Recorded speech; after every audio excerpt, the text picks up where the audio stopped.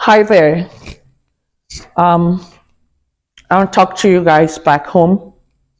Recent happening in Nigeria has made it mandatory, that I say this or that I talk to you because it is not all those that perpetrated this hardship on Nigeria that are guilty. It's those folks who watched it and let it happen. So I am going to say my piece.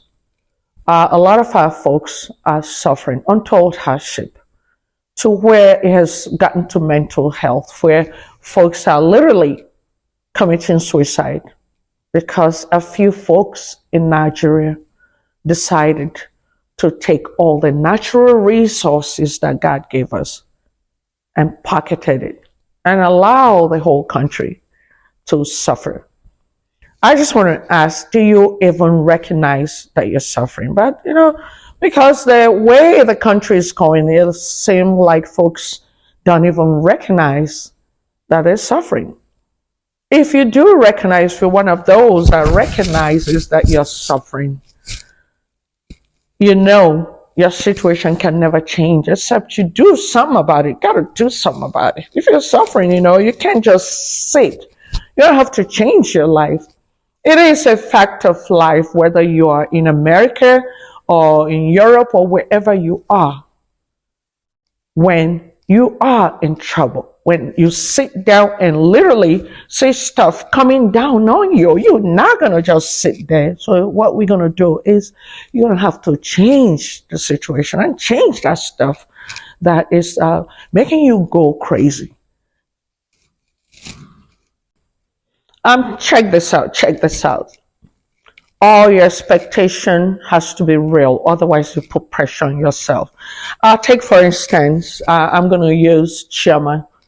If you believe, or let's say Chama is a billionaire, and I believe that I can just walk up to Chama and say, "Oh, I am in dire need of some money. Can you give me some money?"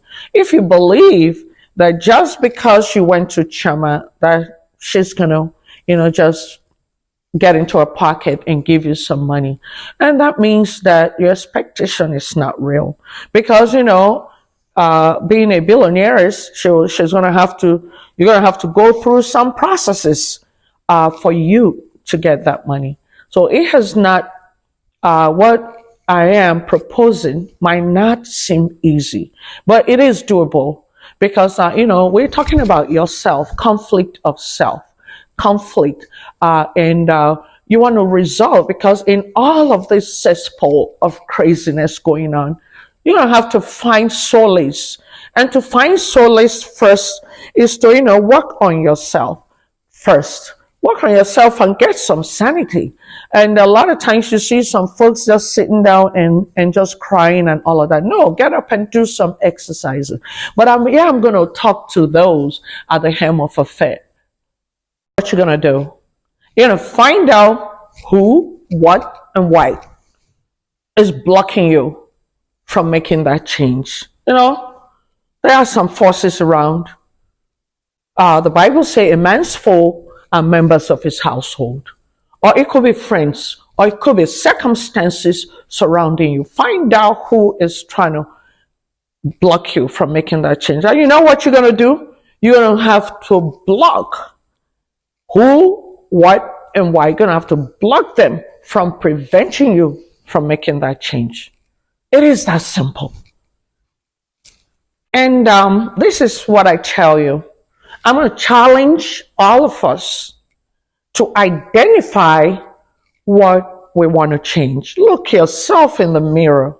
Let nobody be there. Just stand there and look at yourself in the mirror and say, okay, what do I want to change about me, my situation, my kids, my everything? Find out that thing that you want to change. And equally, you're going to also identify who is blocking or preventing you from making that change. We're going somewhere with this. We are going somewhere with this.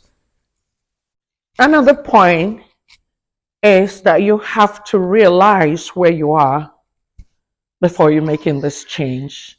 You got to realize where you are before you make this change. That way, this will be a basis for comparison. That way, we can see how much progress that you've made with your life. Good. And also, people have to weigh, that's another point. You weigh what you believe is good or bad. You have to balance it up. Because when you're making that change, you cannot put up an unreal expectation. And when you do that, you're setting yourself up for failure. Now, having said all of this, uh, we also need to talk to those or appeal to those at the other end of the spectrum. National Assembly, check. Judiciary, ooh, check, check. The government, check. House of Assembly, check. We are in your hands. The entire 200 and some million Nigerians are suffering. Are suffering. You got to do something about it. I'm going to stop here. The conversation continues. My name is Ambassador Aju Ilumelu. Until next time, Nigerians.